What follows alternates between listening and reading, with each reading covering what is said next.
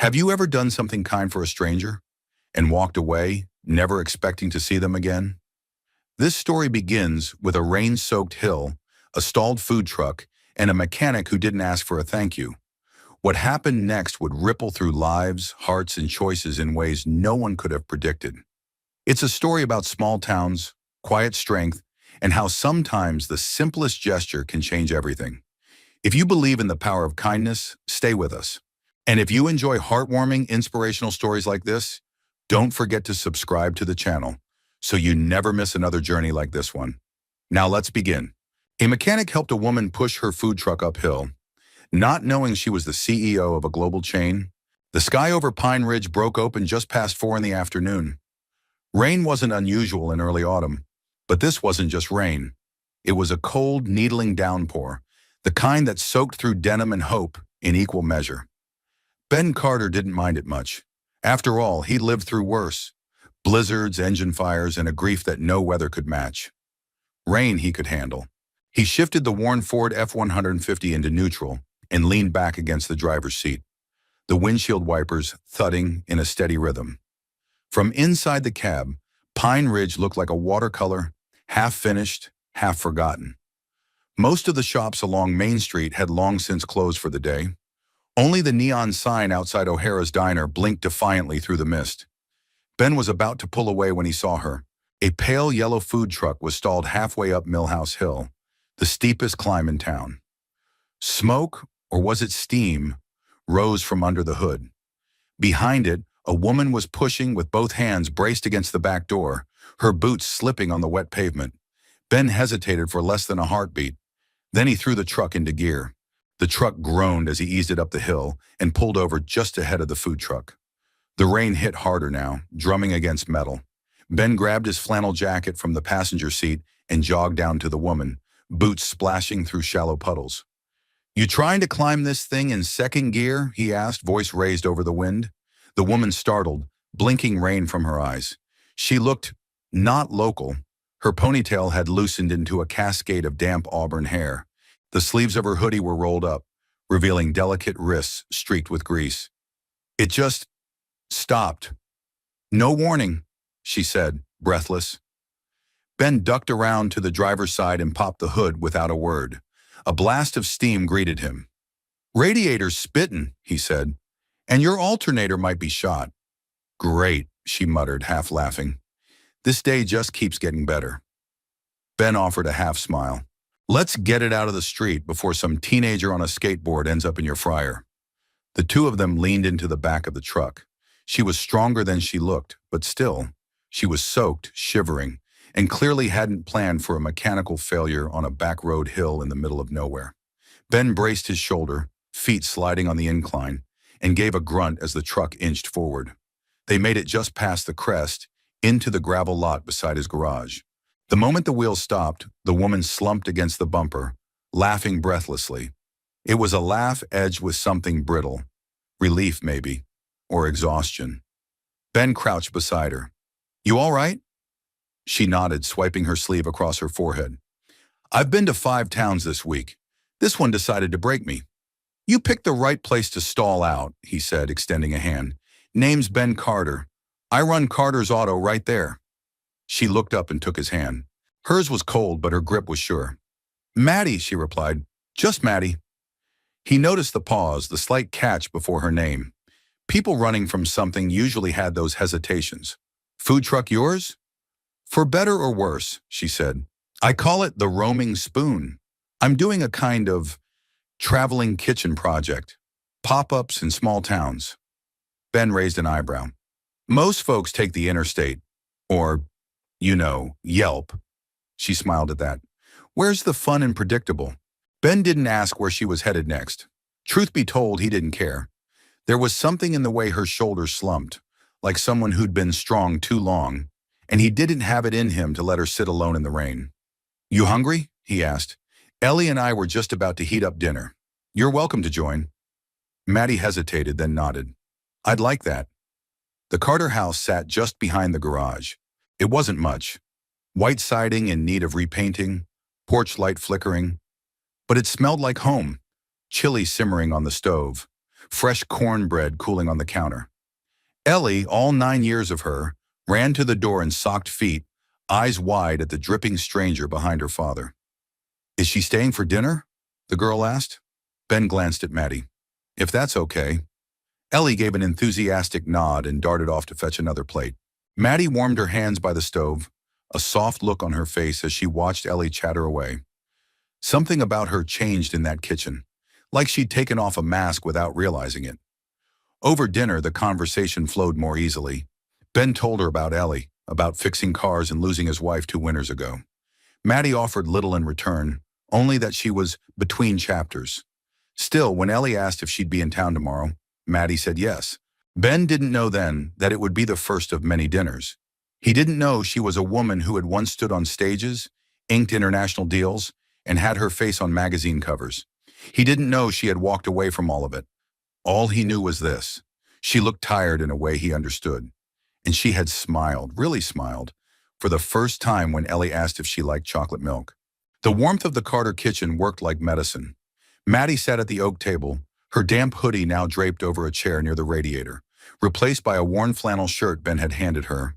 It hung loose on her shoulders, sleeves rolled twice over her slender wrists. The scent of simmering chili mingled with the soft sound of rain tapping the windows, like a lullaby only small-town houses knew how to hum.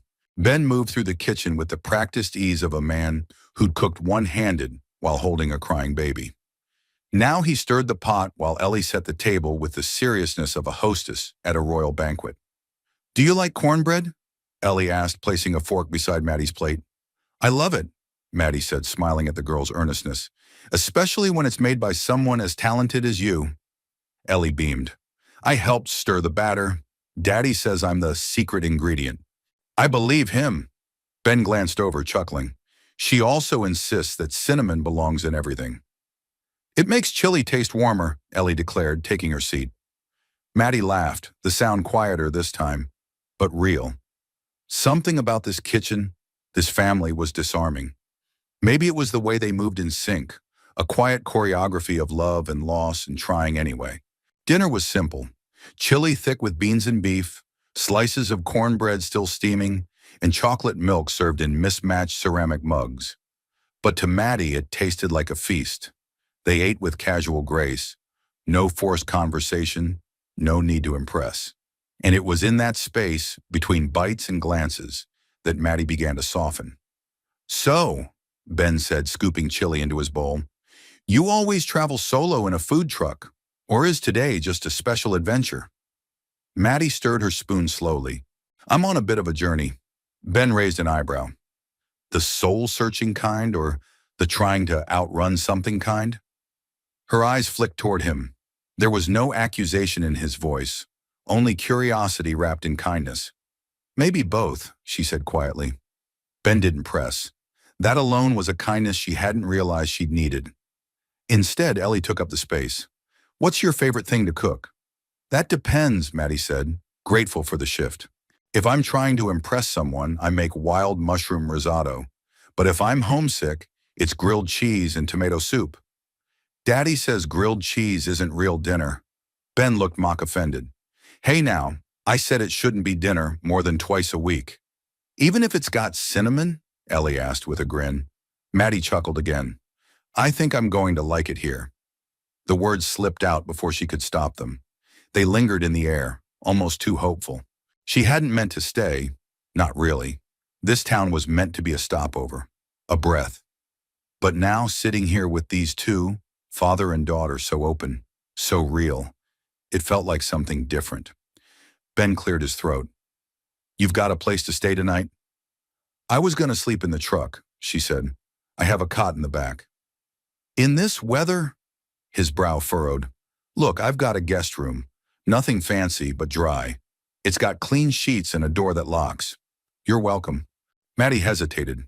She'd been taught not to trust generosity that came too quickly, but there was no angle in Ben's offer, no hidden motive, just a tired man with soft eyes who didn't want her to sleep cold. "Thank you," she said finally. "That's kind of you."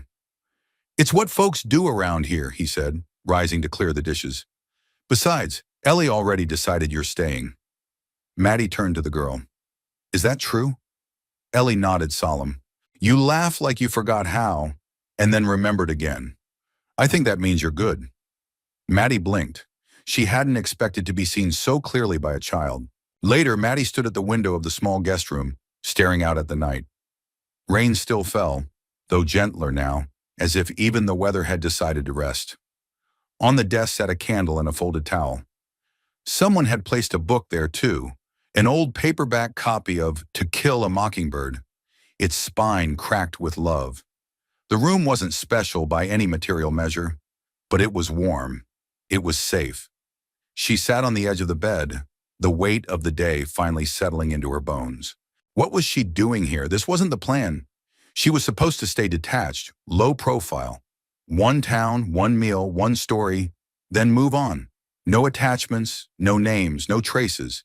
And yet, the smell of cinnamon still lingered in her hair. Her stomach was full, her heart a little less so. Outside the window, the garage lights shut off. A moment later, she saw Ben cross the lot, his silhouette etched against the mist. He paused before entering the house, glancing once toward the truck parked on the edge of the gravel. Then he disappeared inside. He hadn't asked about her past, hadn't questioned the why of her journey. He'd only helped her push a truck up a hill and offered her a plate at his table. And for now, that was enough. The morning after the storm broke blue and clear, Pine Ridge had a way of rinsing itself clean overnight. The rain polished the leaves, gave the air a newness that made the small town feel almost forgiving. And in the gravel lot next to Carter's Auto, Maddie Lee stood in front of her food truck, sleeves rolled, eyes scanning the damage. She'd slept deeper than she had in weeks. The guest room had been quiet, no city hum, no late-night emails buzzing against her phone screen. Just the silence of a town that rose early, worked hard, and didn't ask questions it wasn't ready to hear answers to. Ben emerged from the garage, wiping grease from his hands. You're up early. So are you, she said, turning toward him with a soft smile. He nodded at the truck. Planning to get it back on the road? Planning to give it one more shot. Maddie crossed her arms. I was thinking, maybe while I'm stuck here waiting on parts, I could try a pop-up, just for a few days. Ben raised an eyebrow. Here? On this lot? It has good foot traffic. Your garage brings in a decent number of locals, and Ellie said there's no real lunch option within walking distance. Ben smirked. So Ellie's your market analyst now? She's got good instincts, he chuckled. You'll need an outlet. Your fridge sounds like it's running on borrowed time. Maddie walked to the back of the truck and opened the hatch. Inside, the compact kitchen gleamed despite the storm. She ran a hand over the metal countertop, like greeting an old friend. Let me help with wiring, Ben said after a pause. I can rig something temporary until we get parts in. Nothing fancy, but safe. Their eyes met, hers questioning, his steady. Just neighbors helping neighbors, he added. Maddie didn't speak right away.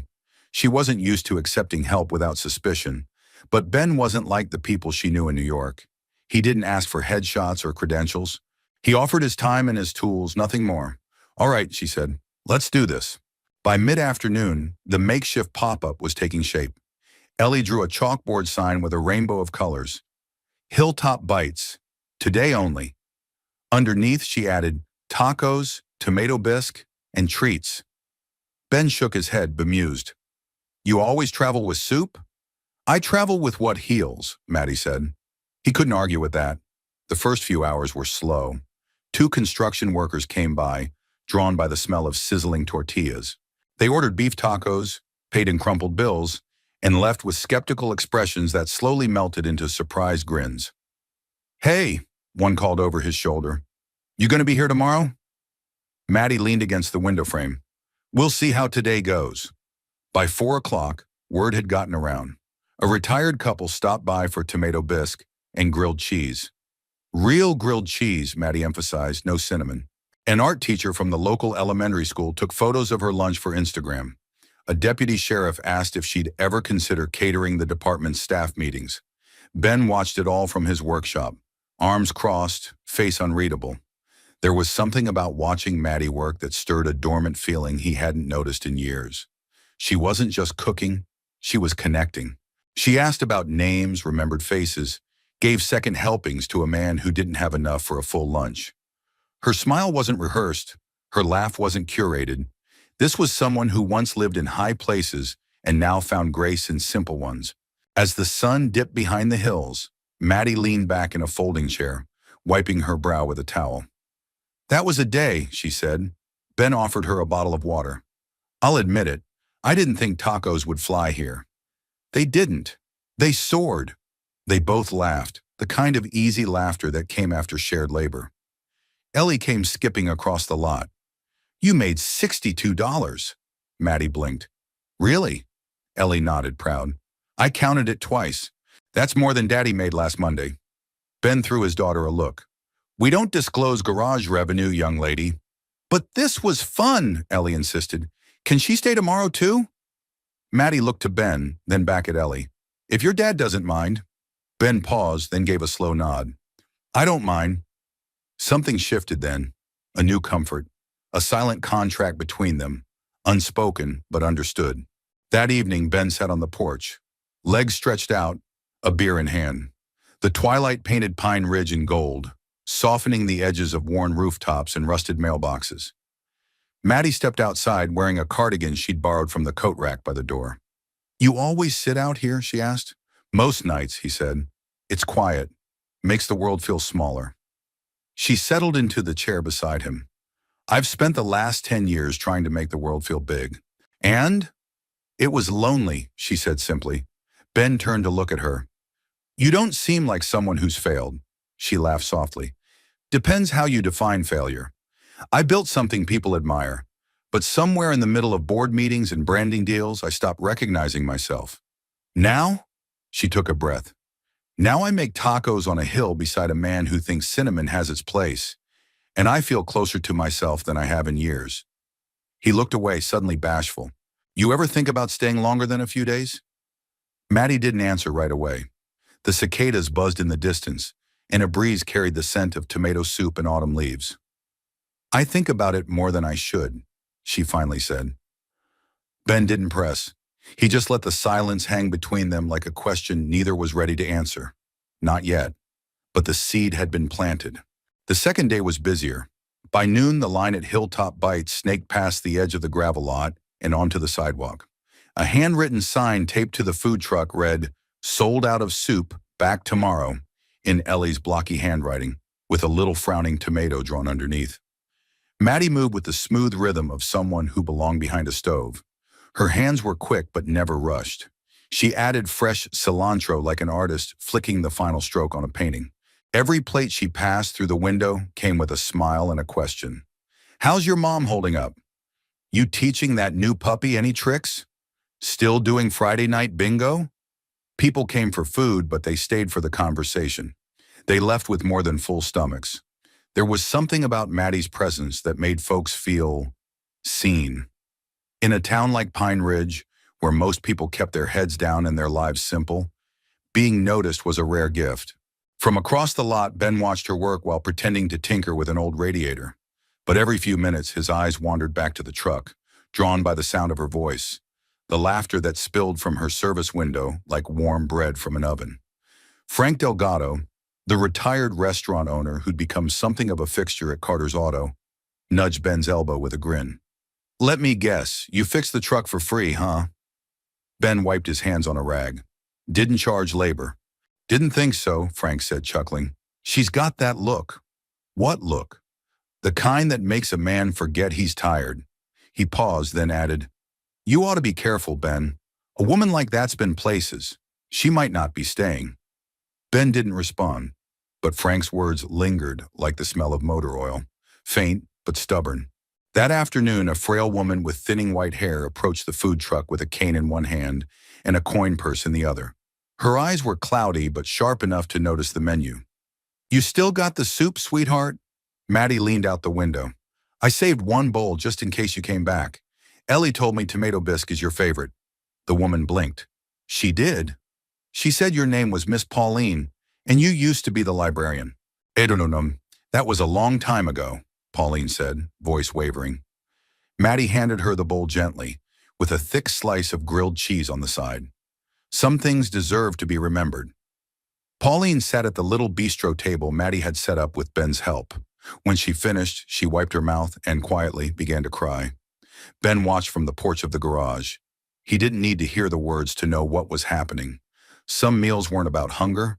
Later, when the crowd thinned and the sun dipped behind the ridgeline, Ben brought Maddie a glass of sweet tea and leaned against the truck. "You made Miss Pauline cry." Maddie looked up, startled. "Oh, God, I didn't mean—" "No," he said softly. "It was a good kind of cry. She hasn't come out much since her husband passed. Seeing her laugh with Ellie, that was new." Maddie exhaled, brushing a loose strand of hair from her face. "I just fed her soup." Ben shook his head. "You fed her something more than that." She didn't reply, but her eyes softened. That evening, Maddie sat with Ben and Ellie on the porch, wrapped in a light blanket Ben had pulled from the back of the couch. The air was cooler now, carrying the promise of fall. Crickets hummed, and the distant sound of someone playing guitar echoed from a nearby house. Ellie leaned against Maddie's shoulder, her eyes heavy. "She's out," Ben whispered. Maddie smiled down at the girl. "She's a good kid." "She's everything," Ben said. "Some days I think she saved me more than I saved her." "Ah," Maddie turned toward him. "You talk about her mom much?" Ben took a breath. "A little. Ellie was 5 when she passed. Lung cancer. And the hardest part wasn't the loss. It was waking up the next day and trying to make breakfast like the world hadn't ended." Maddie didn't speak, but the look in her eyes said everything. She knew grief. She'd worn it like a second skin, invisible but always present. Ben looked at her. "You ever been married?" Her expression faltered just a second. "I was. Briefly. The kind of marriage people envy on paper. Big house, bigger expectations. Eventually he fell in love. With himself, mostly. I walked away with my name, and not much else. That why you're out here?" "Part of it," she said. "Mostly I'm trying to remember why I ever loved food. I used to wake up thinking about flavor, about the joy of feeding someone, something that touched their memories. Then it all became branding and quarterly reports. Somewhere along the line I lost the fire." Ben studied her for a long moment. "Looks to me like it's coming back." Their eyes met, and something passed between them, unspoken but unmistakable. It wasn't romantic yet. Not exactly. But it was honest, and it was warm. Later, as Maddie prepared for bed, she stared at herself in the mirror. The face looking back wasn't the one in her corporate headshots. There was no gloss, no artifice, just tired eyes, flushed cheeks, and a faint smile she hadn't worn in years. She looked real. And for the first time in a very long time, that felt like enough. The next morning, the sunlight came late and slow, stretching like honey across the gravel lot. Maddie stood in the food truck with her hands wrapped around a chipped mug of coffee, watching a hawk circle above the pine trees. The quiet of the town had become almost sacred to her. No honking horns, no conference calls waiting in her inbox.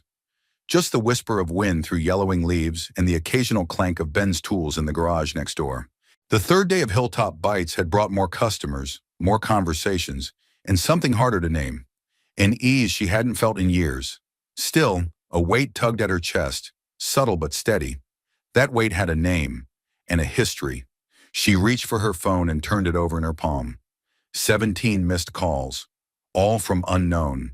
She hadn't told Ben, hadn't told anyone, but she knew exactly who had been calling. She locked the screen again, slipped it into the drawer under the cash box, and forced a smile as Ellie ran across the lot waving a bundle of wildflowers. "For your truck," the little girl chirped, "and for the table." Maddie accepted them like a blessing. "Thank you, sweetheart. These are beautiful." Ben followed behind more slowly, wiping grease from his hands with a shop rag. "Morning. That truck starter finally gave up. I've got a new one on order. It'll be here by Friday." "That soon?" Maddie asked. He nodded. "Pine Ridge may be small, but we move quick when we like someone." She laughed, but the sound was thinner than usual. Ben caught it. He didn't say anything right away, just tilted his head slightly, reading her the way only someone who'd spent years living in quiet could. "You sleep all right?" he asked. She hesitated. "Mostly.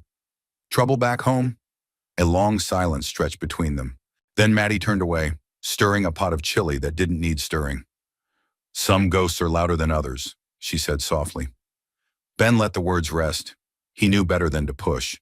But something about the distance in her eyes lingered in his mind, long after she walked back into the truck. Later that afternoon, Ben worked alone under the hood of an old Dodge while Ellie played hopscotch on the oil-stained concrete. A breeze kicked up dust from the lot, and with it came the low hum of voices drifting from the food truck. Maddie was talking to someone. Ben didn't mean to listen, but something in her tone, tight, formal, guarded, caught his ear. "I told you not to call this number." "No, I'm not coming back yet, because I need time. That's why." A pause. "No, I'm not giving up the company, but I'm not giving up myself either." Ben straightened, slowly closing the hood. The conversation ended abruptly. Moments later, Maddie stepped out of the truck, her phone clutched tightly in her hand, knuckles white. She looked different, flushed, agitated, more Madison Lee than Maddie the cook. Their eyes met across the lot. He didn't ask. She didn't explain. But something had cracked, even if neither of them could name it yet. That night over dinner, Maddie tried to reset the tone. She brought in a tray of baked ziti, set the table, and poured glasses of iced tea like nothing had happened. But the air between her and Ben was a little stiffer, a little more careful. Ellie, oblivious to the shift, chattered about school books and spelling bees. Maddie smiled, nodded, laughed in all the right places. But her mind was elsewhere. "Your last name's Lee, right?" Ellie asked suddenly. "Like the restaurant on TV?" Maddie froze, fork halfway to her mouth. Ben looked up, slow and measured. "What restaurant?" he asked gently. Ellie shrugged. "Lee's Table. It was on a cooking show once. The lady had the same name. She looked kind of like Maddie, but fancier." Maddie set her fork down. Her hands trembled just slightly. "I used to own it," she said at last. Ben's expression didn't change, but his silence pressed in around the room. "I didn't mean to lie," Maddie said. I needed a place where no one looked at me like a brand, where I could remember what it feels like to serve someone and actually see them, not as customers, but as people." Ellie looked between them, confused. "So you're famous?" Maddie let out a small, broken laugh. "I was, for the wrong reasons." Ben leaned back in his chair, arms crossed. "So the food truck isn't just a pop-up?" "No," she admitted. "It's a break, maybe a reset. I didn't come here to start over. I came here to figure out if starting over was even possible." Ben's jaw tightened. "You should have told me." "I know," she said, "but I didn't want this, whatever this is between us, to be about who I used to be." Ben stood slowly.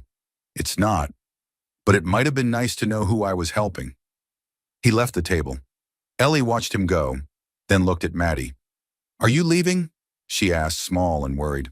Maddie reached across the table, covering Ellie's hand with her own. "Not yet." But for the first time since she'd arrived, she wasn't sure she'd be welcome tomorrow. That night, Maddie stood in the guest room, suitcase on the bed, hands hovering above folded clothes. Her phone buzzed again. She didn't answer. Instead, she looked out the window at the dim outline of the food truck below. She had come here to run away from her old life. Now she wasn't sure if she was running away or being pushed. The next morning, the air was still. No breeze, no bird song. Just the soft thrum of a town holding its breath, as if even Pine Ridge had caught wind of a truth that couldn't be unspoken. Maddie stood inside the food truck, apron tied but idle. The griddle hadn't been turned on. The coffee hadn't brewed.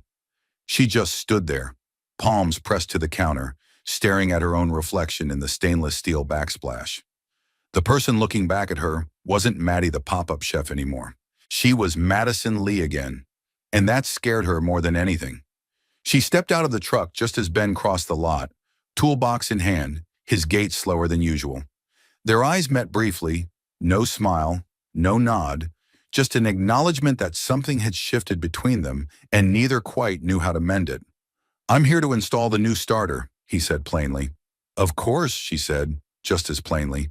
For a few minutes, only the sounds of tools clinking and bolts being adjusted filled the space between them. Maddie watched him work from the edge of the lot, the weight of silence pressing down on her chest like a rain cloud threatening to burst. "I wanted to tell you," she said finally. Ben didn't look up. "But you didn't." "I was afraid you'd see me differently." "I don't," he said.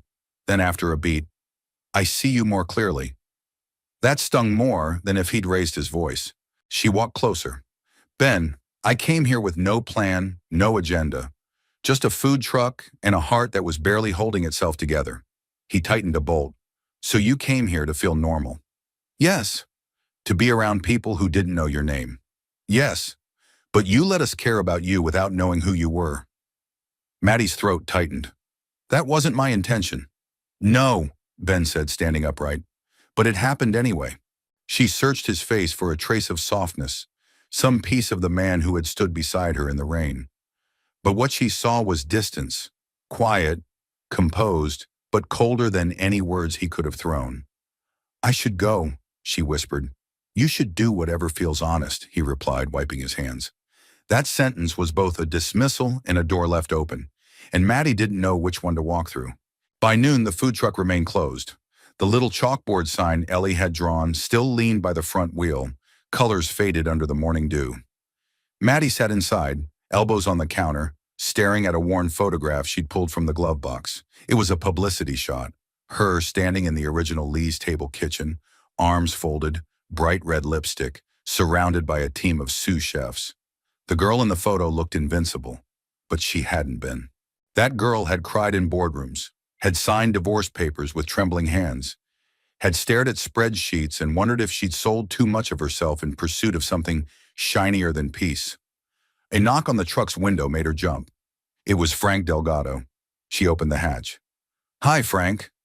You planning to feed a hungry old man today? Maddie smiled weakly. Not sure I should. Word around town is you're famous, Frank said, folding his arms. Big city restaurant queen. They're saying we've got a celebrity in our midst. Maddie winced. I didn't mean for it to come out like that. Frank tilted his head. You know what folks here care about? She shook her head. How you treat the girl who bags groceries. How you talk to someone's grandmother when her hands shake. Whether or not your soup tastes like it remembers something. He paused. Not one person I've talked to gives a damn about where you've been. They care about where you are. Maddie blinked fast. I don't know if I can stay. That's your call, he said. But don't walk away just because the truth showed up. Good people can survive the truth. She looked down at her hands. Even if it hurts someone? Frank offered a gentle shrug. Only if you stay silent after. That night, Maddie knocked on Ben's front door. He opened it slowly, surprised. Ellie's at her friend's for a sleepover, he said. I'm not here for Ellie, Maddie replied.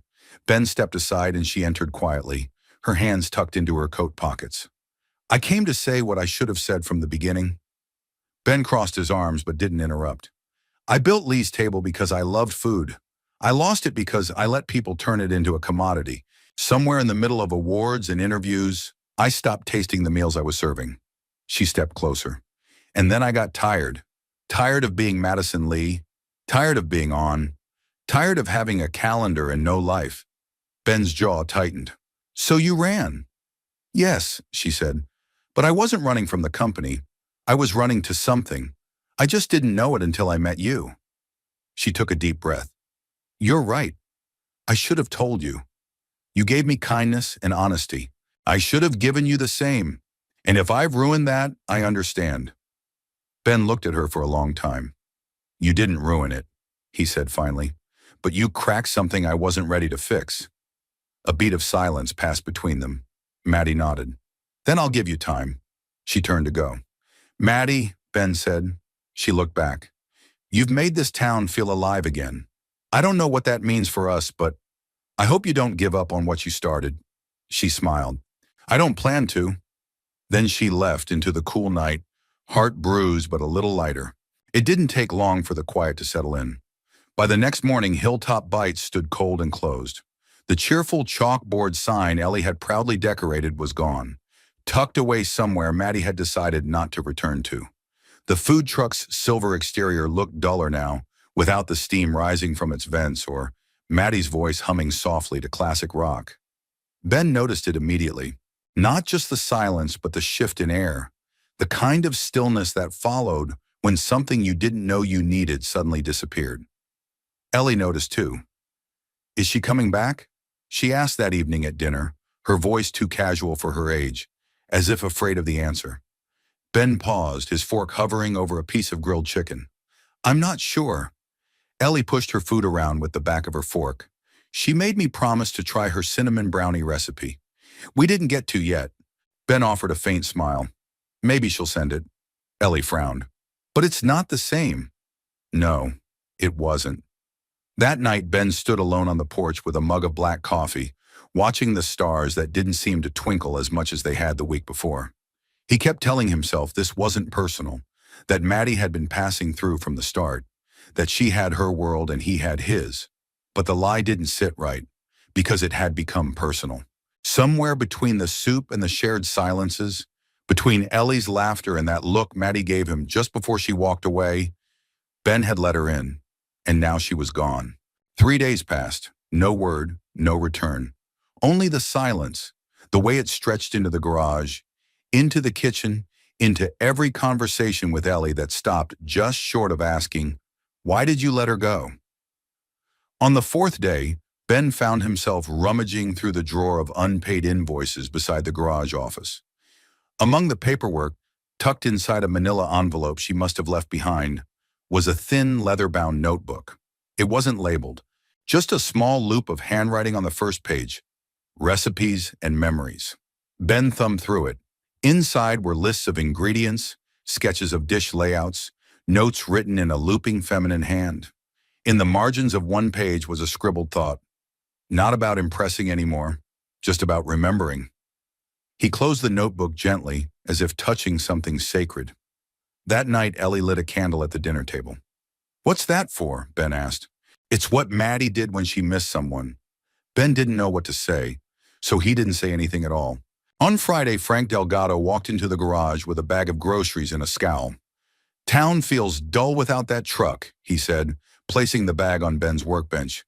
"I'm not a magician, Frank. I can't conjure people out of thin air." "No, but you could have told her to stay." Ben slammed the hood of the car he was working on.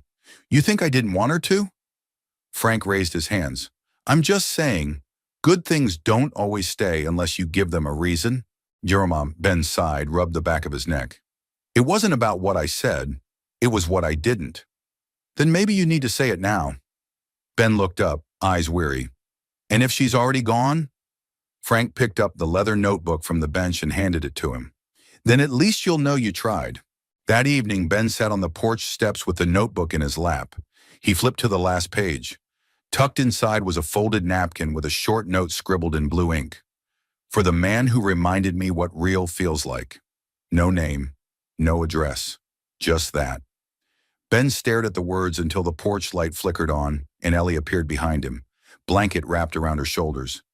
"You still thinking about her?" she asked. He nodded slowly. "Yeah, me too." She sat beside him, leaning her head on his shoulder. "I think she left because she was scared," Ellie said, voice quiet. "Not because she didn't care." Ben looked down at her. "How do you know that?" "Because she hugged me like a mom does," she said, "and she cried in the kitchen when she thought I couldn't see." Ben closed his eyes. Some things didn't need to be spoken. They just needed to be felt. The next morning, Ben opened the garage late. He couldn't focus. Couldn't hear the usual clink of tools over the echo in his chest. By lunch, he found himself standing beside the food truck, brushing a layer of dust off the window. The lock was still in place. He considered opening it, just stepping inside, smelling the faint ghost of tomato soup and lime wedges. But he didn't. Instead, he placed the notebook on the driver's seat, gently, and walked away. Later that night, after Ellie went to bed, Ben sat at the kitchen table, a plate of untouched food in front of him. The house felt too big, too quiet. He reached for the phone, almost dialed. But then, as if summoned by memory, he walked to the hall closet. He pulled down an old box from the top shelf, dusty and marked Claire's things. Inside were faded photographs, hospital bracelets, the dried petals of a pressed daisy Ellie had once given her mother. And beneath them, in a small velvet pouch, was an antique ring, worn silver, a tiny aquamarine in the center. Ben held it in his palm. He hadn't touched it in years. But tonight, it didn't feel like a weight. It felt like a promise waiting to be made again. The decision came quietly. No grand declarations, no thunderclap moment. Just a quiet Sunday morning, the smell of bacon on the stove, and Ellie sitting across the table with eyes too wide for her age. She left because she thought you didn't want her. Ben looked up from his coffee. It's not that simple, sweetheart. Maybe it is, she replied. You didn't stop her. Her words settled into the kitchen like dust, soft but impossible to ignore. By afternoon, Ben had packed a small bag. He didn't tell Ellie they were going to New York until they were already halfway down Route 26, the old pickup rumbling toward the interstate. You sure about this? He asked as she leaned her head against the window. Ellie nodded. We're not going to make her stay, right? No, he said. We're going to tell her she's still welcome. That seemed to satisfy her. Neither of them spoke much the rest of the way. New York City hit them like a slap of cold wind and noise. The taxi ride from the train station was a blur of honking horns, flashing billboards, and people who didn't glance up from their phones even when nearly clipped by traffic. Ellie's eyes were saucer-wide as she stared out the window. This place is loud, she whispered. Ben agreed. Every honk felt like an accusation. The headquarters of Lee's Table sat in a sleek glass tower in Midtown, its name embossed in silver across the building's awning. The lobby was all marble and echo, the kind of place that made a man like Ben feel like he should have worn something better than a flannel shirt and work boots. Still, he stepped forward. The receptionist looked up with the practiced indifference of someone who'd seen 1,000 faces that day. Can I help you? I'm looking for Madison Lee, Ben said. And you are? Ben Carter from Pine Ridge. Her fingers paused on the keyboard. Do you have an appointment? No. The woman blinked. Sir, I'm afraid. It's okay. The voice came from behind them. Ben turned, and there she was. Maddie stood at the edge of the corridor, her hair pulled into a soft bun, blazer tailored, heels silent on the polished floor. But it wasn't the Madison Lee from magazine covers who stood there now. It was someone softer. Someone who had once served soup on a windy hilltop to a retired librarian and wiped tears with flour-dusted fingers. Ellie lit up first. Maddie! Maddie dropped her clipboard and knelt just in time to catch the girl in her arms. She held her tightly, fiercely, like someone who hadn't realized how much she'd needed this moment until it was already happening. Ben watched, heart tight. When Maddie stood, her eyes met his. He stepped forward. Didn't mean to crash your empire. She smiled, wry, tired, surprised. You didn't. You left your notebook. I know. He held it out. Didn't read the last page until last night. She took it slowly, fingertips brushing his. I wasn't sure you'd want to. I didn't, he said, but I needed to. A silence stretched between them, not awkward, not forced, just full. Finally, she spoke. Do you want to come up? He shook his head. No, you've already brought enough of yourself down to meet us. Maddie's expression faltered, eyes glistening. Ben continued, voice lower now. You don't owe us anything, Maddie. Not your name, not your history, but you gave us warmth. You gave my daughter laughter. And for a while there, you gave me something I thought I'd buried with Claire. Maddie took a shaky breath.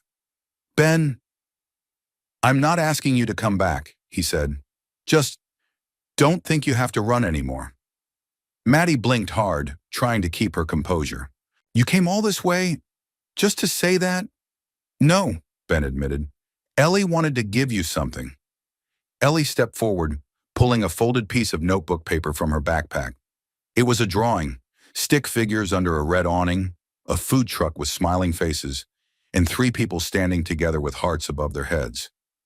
You forgot to take this, she said. Maddie knelt again, touched the paper as if it were glass. I missed you, Ellie added. Maddie looked up at Ben. I missed you both. They walked together to Central Park. No crowds, no company reps, just 3 people and the sound of leaves crunching beneath their feet. I've been thinking of stepping back, Maddie said as they reached a bench beneath an elm tree. Let someone else take over day to day, maybe go back to cooking. For real this time. Ben didn't say anything, but his shoulders relaxed. I want to build something slower, she continued, smaller, something that breathes. He looked at her then, eyes searching. And maybe I want to build it near Pine Ridge. A pause. Is that an offer? He asked. It's a confession. Ellie chimed in. Can we have cinnamon brownies at the new place? Maddie laughed through tears. Every Friday. Ben smiled. For the first time in weeks, the silence between them was easy, hopeful. 1 week later, Maddie was back in Pine Ridge, with no blazer, no entourage, and no plan more complex than a picnic basket. It was a golden Saturday, the kind of day that made people believe again in second chances. Sunlight slanted through the tall pines, dappling the grass with flickers of warmth. Cicadas buzzed lazily in the distance, and at the edge of the meadow just outside town, a checkered blanket lay waiting beneath an old maple tree. Ben stood beside it, watching her approach with Ellie skipping ahead, her braid bouncing behind her like punctuation marks to her joy. "You brought a whole basket," he called. Maddie grinned. "You didn't think I'd return empty-handed, did you?" She opened the wicker lid to reveal sandwiches wrapped in wax paper, mason jars of lemonade, a Tupperware container filled with cinnamon brownies, and, because she knew her audience, a thermos of creamy tomato bisque. Ellie clapped. "You remembered the soup." "I remember everything you told me," Maddie said, tousling the girl's hair.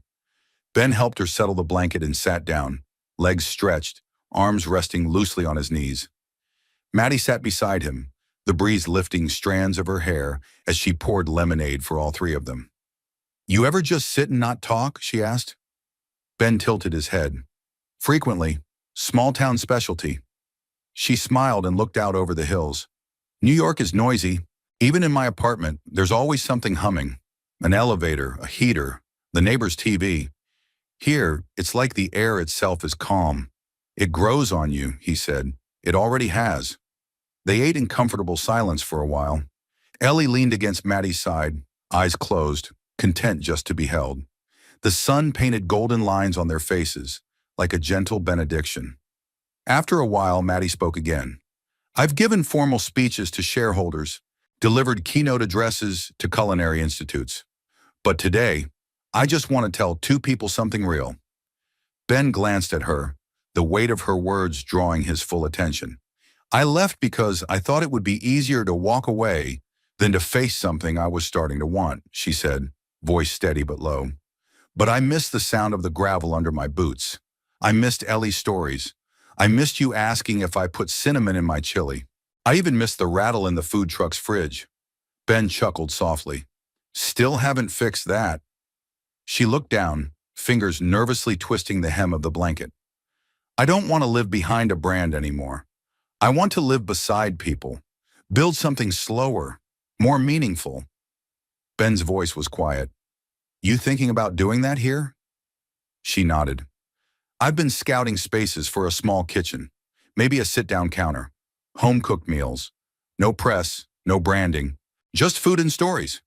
He leaned back on his elbows. "What would you call it?" Maddie thought for a long moment. "True Table," she said finally. Ben let the name hang in the air like a melody. "I like it. I want it to feel like dinner at your house," she added, glancing at him. "Simple, honest, healing. You'll need help. I'm counting on it," she said, her voice softer now. "I'd like it to be a family thing." Ben blinked. "You mean, with me?" "And Ellie," she said. "If you're open to that." Ellie, who had been pretending not to listen, immediately popped up. "Can I take orders?" Maddie laughed. "You can run the whole front of house if you want." Ben's smile was slower to appear, but when it did, it settled deep. "We'll need to work out the menu."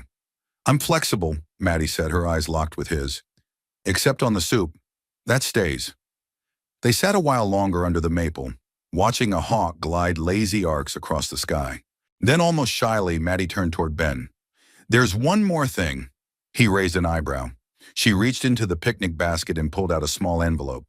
"It's a list of all the investors who offered to fund the restaurant, and a letter I wrote declining them." Ben took the envelope. "You're serious?" "I want to do this the right way. No strings, no outside pressure, just people who believe in the heart of it." He looked down at the envelope, then back at her. "What made you so sure?" Maddie smiled. "You, and a 9-year-old who said I laughed like I was just remembering how." Ben stared at her, emotion rising like a tide he didn't bother fighting. "I can't promise it'll be easy," he said. "I don't want easy," Maddie replied. "I want real." He reached over, took her hand. "Then you're in the right place." Ellie interrupted the moment with a declaration. We should do picnics every weekend. Only if you're in charge of brownies, Maddie said. Deal. As laughter echoed through the field, Maddie leaned her head lightly against Ben's shoulder. He didn't move. Just let her rest there, like it was the most natural thing in the world. No titles, no fear, just a promise sealed in sunlight and soup. The coming soon sign went up 2 weeks later.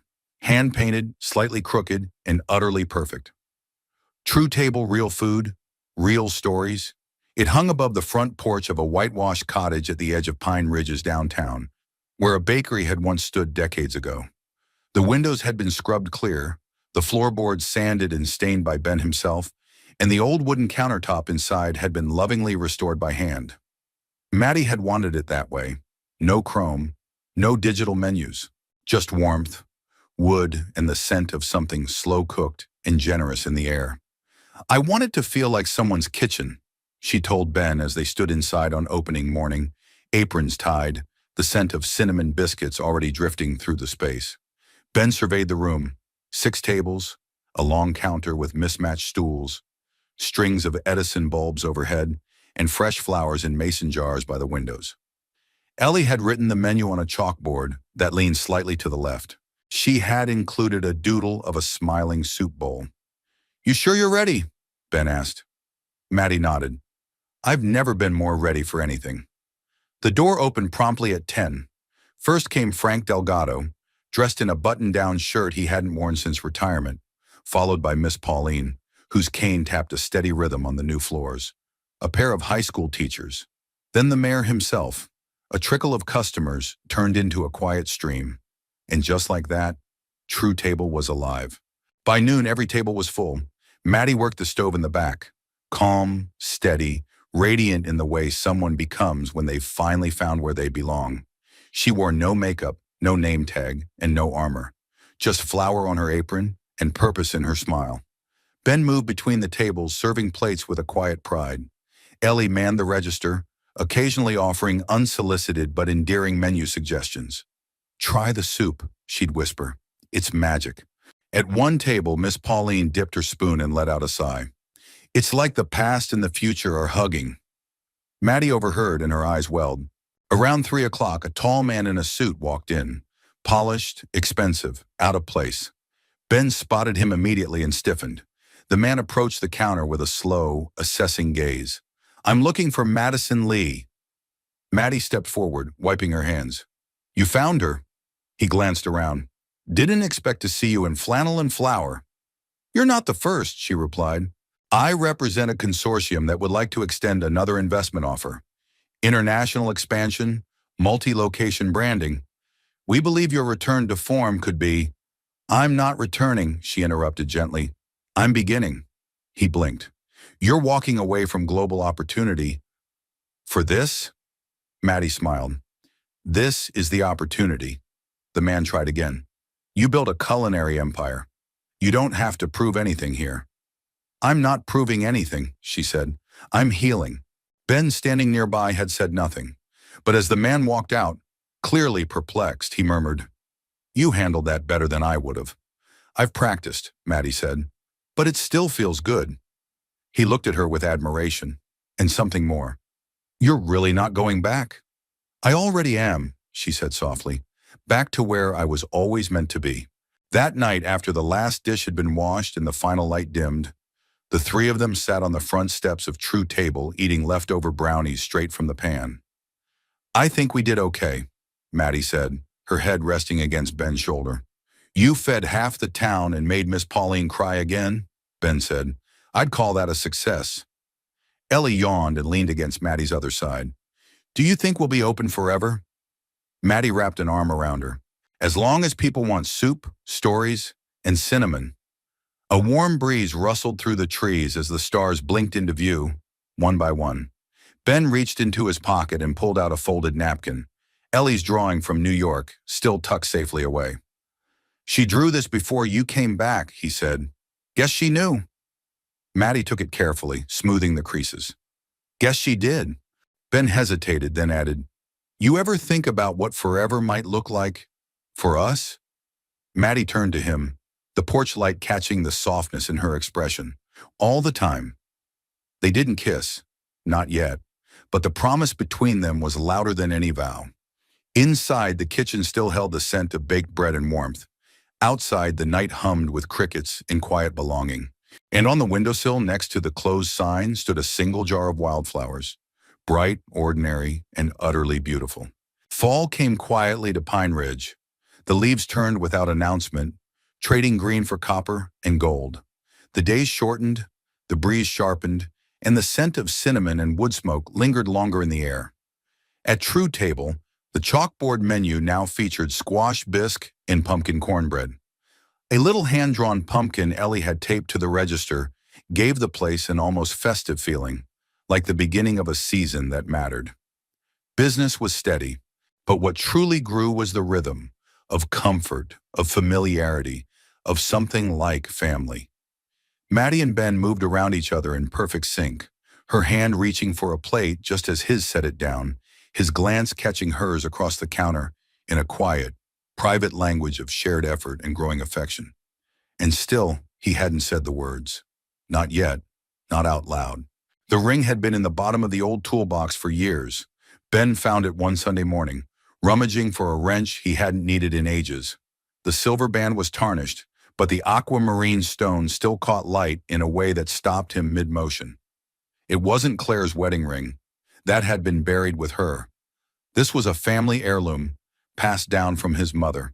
Claire had worn it briefly as a promise before their official engagement, and after she passed, Ben had tucked it away, unsure if it still belonged to anyone.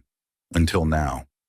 He turned it over in his palm, thumb brushing the delicate pattern around the band. It wasn't grand, it wasn't modern, but it was quiet and beautiful, like the kind of love he'd come to understand too late, and maybe had found again just in time. That evening, Maddie was in the kitchen at True Table, sleeves rolled up, flour dusting her cheekbone. She was perfect in that moment, not because she was flawless, but because she was herself, present, rooted, alive. Ben watched her from the doorway. "You've got that look again," she teased without turning. "What look?" "Like you're about to say something and then change your mind." He stepped into the kitchen and leaned against the doorway. "You busy tomorrow afternoon?" She looked up. "What's tomorrow?" "Something I've been meaning to do." Maddie wiped her hands on a towel. "Is this one of those mysterious small-town traditions?" "Something like that," he said, smiling. "Wear boots." It rained lightly the next day, just enough to freshen the air, but not enough to muddy the path. Ben drove them out to the old hill behind Carter's auto, where the view stretched far over the valley and the pines waved like quiet sentinels. He had brought a thermos of coffee, 2 mugs, and a blanket. They stood in silence for a long moment, the wind lifting Maddie's hair, the scent of wet leaves and earth surrounding them. "You brought me here for the view?" she asked, eyebrows raised. "No," Ben said. "I brought you here because this is where I came the night before Claire's funeral." Maddie's expression sobered, but she didn't speak. She waited. "I stood right there," he said, pointing toward a large flat rock, "and I asked God if I'd ever feel whole again. I didn't hear anything back. But that same night, Ellie woke up and asked for pancakes, so I made them." Maddie smiled softly. "Pancakes is prophecy." "Something like that," he said. "I've come back here a few times since. Not to talk, just to remember." "And now?" Ben reached into his coat pocket and held out the ring. Open palm, no grand flourish. Just a man with dirt under his nails, offering something quiet and real. Maddie stared at it, her hand covering her mouth. "It's not new," he said. "It's older than both of us. But it's been worn by strong women. And I figured, maybe it's time someone wore it again." Her voice was barely above a whisper. "Ben," he held her gaze. "I'm not asking for an answer tonight, or even this year, but I wanted you to know I'm not afraid anymore, of starting over, of letting someone in, of letting go." She looked down at the ring, then back at him, eyes glistening. "You think it'll fit?" "We can resize it," he said, "but it already feels like it's yours." Maddie didn't say yes. She didn't need to. Instead, she stepped forward and wrapped her arms around him, pressing her face into his chest. Ben held her like someone anchoring himself to the very moment, The wind, the earth, the fragile, astonishing heartbeat of a second chance. Above them, the rain stopped. The clouds broke open just enough to let sunlight filter through. Soft, golden, forgiving. And somewhere far below, the sign outside True Table caught the light and gleamed. 1 year later, the food truck sat in the exact same spot where it had stalled that first rainy afternoon, just past the crest of Millhouse Hill, beside Carter's auto. Only now, it was no longer a broken-down relic. It had been scrubbed clean, polished to a soft gleam, its yellow paint fresh and cheerful. The name Hilltop Bites repainted in bold white script across the side, and beneath it, in smaller cursive, someone had added, "Where kindness meets real life." It wasn't in service anymore. It was parked like a monument, just a few feet from True Table, serving no purpose except to remind people where it all began. That morning, the sun rose slowly over Pine Ridge, casting long golden rays through the trees. Inside True Table, Maddie stood by the stove, flipping pancakes while Ellie prepared whipped cream in an oversized mixing bowl. "She said lightly whipped, Ellie," Ben called from the dining room. "Not catapulted." "I like it fluffy," Ellie defended, licking the spoon. Maddie smiled, hair tied back, wearing a new apron that said co-founder in stitched lettering. Ellie's idea, of course. Outside, a small crowd had begun to gather. Today was the restaurant's 1-year anniversary, and they were serving breakfast to anyone who walked in. No prices, just a tip jar and an open door. Ben poured coffee for Miss Pauline and helped Frank adjust his chair near the window. A high school senior Maddie had once helped write a scholarship essay for was back from college, waiting in line for the soup she missed more than campus pizza. A young couple who'd had their first date at True Table sat holding hands at the corner table, smiling at each other like they'd won something rare. It wasn't just a restaurant anymore. It was a landmark, a story, a home.